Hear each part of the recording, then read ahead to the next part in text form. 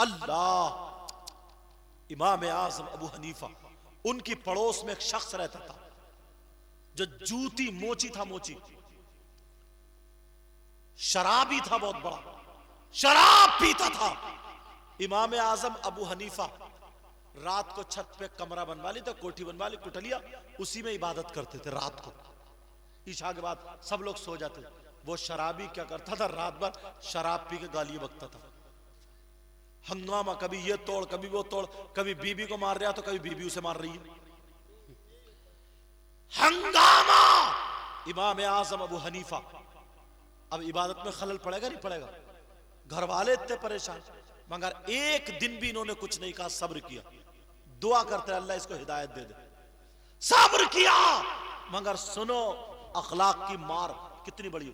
घर वाले सुबह को जब आते थे बीबी के भैया, वो पकड़ के मारते थे, तूने हमारी बहन का हाथ तोड़ दिया। घर वाले कहते थे मारो। कभी अम्मा की चारपाई फेंक दे, वो शराब पीता था। परेशान जब हो गए, एक दिन ऐसा हुआ, शोर नहीं मचा। इमाम आजम अबू हनीफा समझे लग रहा आज मर गया, इंतकाल हो गया, आज कोई भी हंगामा नहीं। सुबह पहुंचे, फजर के बाद कुरान शरीफ पढ़ा, तिलावत। कहा भाई वो फुला था, क्या हुआ उसका? फुला था, ठीक तो है ना, मैं खैरियत के लिए आया हूं, कोई परेशानी? सब लोग बोले इमाम साहब आप इतने बड़े आलिम आए हमारे घर, और वो इतना बड़ा जलील था, इतना परेशान करता था, ऐसा था वैसा था, मगर अब कभी जिंदगी में तुम्हें परेशानी नहीं होगी, वो परेशान नहीं करेगा, अब गाल ये नहीं बक सकता। तो समझे लग रहा मरी गया वो। इमाम आजम उन्हीं बोले हुआ क्या ये तो बताओ। बोले साहब पुलिस बुलाई थी सरकारी, और उसको पकड़वा दिया, जेल करा दी, और हमने कह दिया हमारे पड़ोस में काजी साहब रहते इतने बड़े, उनको भी इबादत करने में तकलीफ देता, तो आपकी वजह से उन्हें जिंदगी भर के लिए कैद कर दिया। अल्लाह। इमाम आजम हनीफा बोले मेरी वजह से? मैं पड़ोसी हूं और उसका मुझ पे हक है, तुम पे मां बाप का हक क्या ही, ध्यान रखिए। कहा उस पड़ोसी का हक, और मेरी वजह से वो जिंदगी भर जेल में गया, पिटाई कुटाई सब हुई। इमाम आजम अबू हनीफा वहां से आए, दोपहर तक परेशान रहे, जोहर की नमाज पढ़ के पहुंच गए साहब थाने। जो भी पुलिस महकमा था वो लोग देख के खड़े हो गए, इतने बड़े काजी, हुकूमत वही थी बगदाद की, इतने बड़े काजी जिनका फतवा चलता था, उसी पे काजी फैसला देता था, हाकिम फैजा जज वही थे। अरे जज आए, जज, इस्लामिक जज, सब खड़े हो गए। हाकिम आए, हाकिम साहब, अभी जज आ जाए तो खड़े होंगे, डीएम एसडीएम आ जाए तो हाकिम आए। हाँ साहब क्या? बोले फला नाम का मेरा एक पड़ोसी आया। बोले हाँ साहब वो मोची ना? बोले हमने जिंदगी भर के लिए डाल दिया, पता चला आपको परेशानी होती थी। बोले मैंने शिकायत की। इमाम आजम होनी बोले मैंने शिकायत की? बोले नहीं साहब उसके घर वालों ने बताया ये सब हुआ। अच्छा मेरी वजह से डाला? कहा उसके घर वालों की बातों में हम नहीं आते, मगर जब आपका पता चला जज साहब को परेशानी होती है तो हमने जिंदगी भर के लिए डाल दिया। इमाम आजम बोले मेरी वजह से? कहा जी। अच्छा। इमाम आजम थोड़ी देर खामोश है, बोले ये बताओ उसको मेरी जमानत पे छोड़ दो, मेरी जमानत पे रिहा कर। कहा कि इतना बड़ा जज, इतना बड़ा काजी जो फैसले करे शरीयत के, जो दुनिया में अगर कहीं फैसला ना होता हो वो इमाम आजम के कलम से होता है। सुभान अल्लाह। कहा वो जब अगर जमानत ले ले तो मामूली बात हम अभी छोड़ देंगे।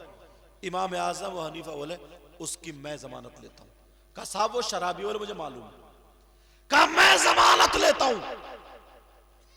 जब इतना कहा वो खड़ा हुआ सुन रहा था। कहा साहब गालियां बकता था। कहा मैं जमानत लेता, तोड़ फोड़ करता था, मैं जमानत लेता। इमाम आजम अबू हनीफा को देख के अंदर से उसके आंसू निकल गए, चीख निकलने वाली थी दवाली होठ को। इमाम आजम अबू हनीफा से कहा आप जाओ, भेज देंगे, छोड़ देंगे। कल नहीं, साथ में लेके जाऊंगा। आए, आया, देख के आंसू आ गए उसके। इमाम आजम को देखकर रोने लगा, आंखों में आंसू। कहा मेरा पड़ोसी और जेल में, मेरी वजह नहीं हो सकता, चलो मैंने जमानत दे दी, छोड़ा। ठीक है, तौबा करता तौबा करता तौबा करता पहुंच गया। रात जब हुई तो इमाम आजम बोले आज तो ये खुशी में बड़ा हंगामा करेगा, आज तो ये डबल पिएगा, आज खुदा खैर करे। मगर रात भर शराब नहीं पिया, कोई हंगामा नहीं। बोले आज क्या हो गया ऐसे, कहीं दोबारा तो नहीं पकड़वा दिया? नमाज पढ़ के जब गए तो जा करके देखा तो मुसल्ले पे खड़ा हुआ रो रहा था और अल्लाह की बारगाह में गिड़गिड़ा के रो रहा था, कह रहा था मौला मुझे माफ कर दे, मौला मुझे माफ कर दे। दरवाजा खटखटाया तो वही सामने दिखा रोता हुआ आया, कहने लगा जहां मेरी माँ काम नहीं आई, मेरा बाप काम नहीं आया, सबने छोड़ दिया मगर एक गुलाम मुस्तफा जिनको इमाम आजम कहते, आपने साथ दिया।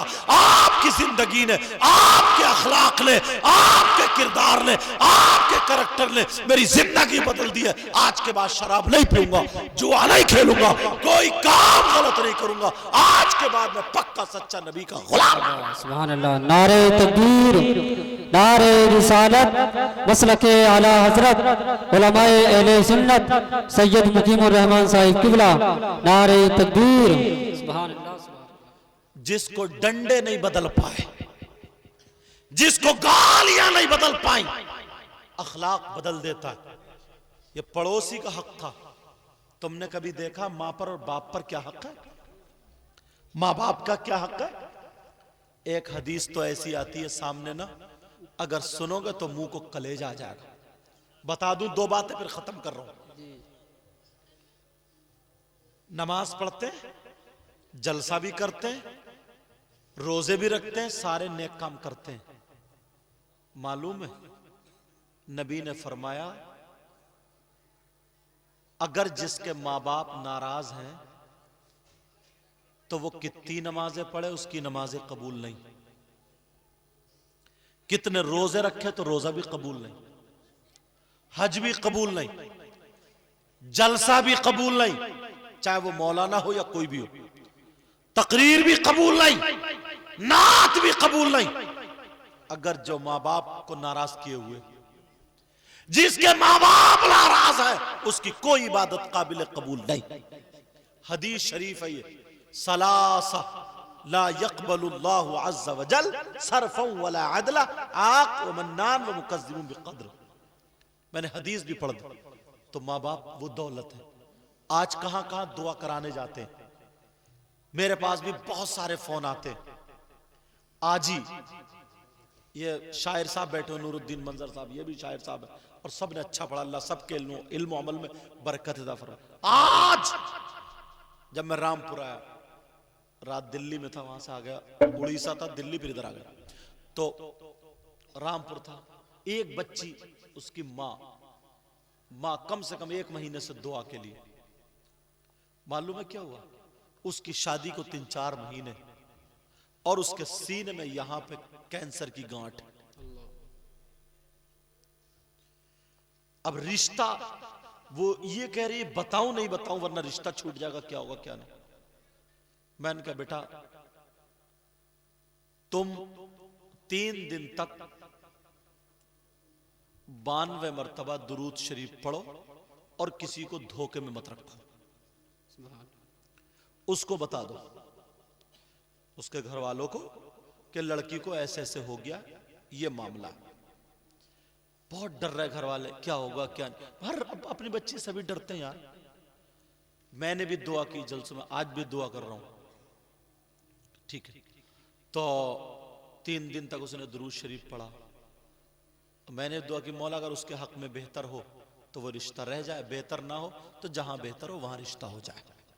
मैंने भी दुआ की। चौथे दिन जब फोन किया तो वो इतनी खुशी से, मतलब उन्होंने फोन रिसीव करके बातें की कि वो हम तो उसे अपनी बेटी बना चुके हैं, अब तुम्हारा ही पैसा नहीं लगेगा, उसके इलाज में हमारा भी पैसा लगेगा। सुभान अल्लाह। ऐसे भी लोग होते हैं यार, ऐसे भी लोग होते हैं। मुझे लगता है दुआएं असर कर रही थी। उसकी माँ रो रो के दुआ कर रही थी यार। उसकी माँ को मैंने बताया था, आज माँ बेटा बेटी सब लोग आए थे मुझसे मिलने के लिए, वहां पे दुआ कराने के लिए। समझ रहे? मैंने तेल पढ़ के दिया, दुआ की, फिर मैंने उनको एक वजीफा बताया, ये मौजूद है ते साथ में, समझ रहे? ऐसे भी लोग हैं। और लोग जरा जरा बात पे रिश्ते खत्म कर देते। उसने कहा कोई बात नहीं है, कोई बात नहीं है, अगर मेरी शादी हो जाती घर में तो मैं छोड़ देता क्या? नहीं छोड़ता ना, वो तो किसी के भी अचानक। और ये अच्छी बात है कि तुम लोगों ने छुपाया नहीं, वो जबकि ऐसी जगह है, सीने पे है ऐसी जगह कि किसी को पता भी नहीं चलेगा। समझ में आ रही? छुपा सकते थे। जब शादी हो एक आध महीने के बाद कह सकती थी कि हाँ मुझे अचानक ऐसे ऐसे गांठ बन रही, चलो वो करा, दवा खाती, फिर उसके बाद वो होता तो खुद इलाज करा, ऐसा भी हो सकता था। मगर यार अल्लाह से दुआ की हो। अब ये दुआ करना कि अल्लाह उस बच्ची को वो गांठ खत्म कर दे, शिफा अता फरमा। जब से वजीफा बताया तो वो गांठ कम होने लगी है।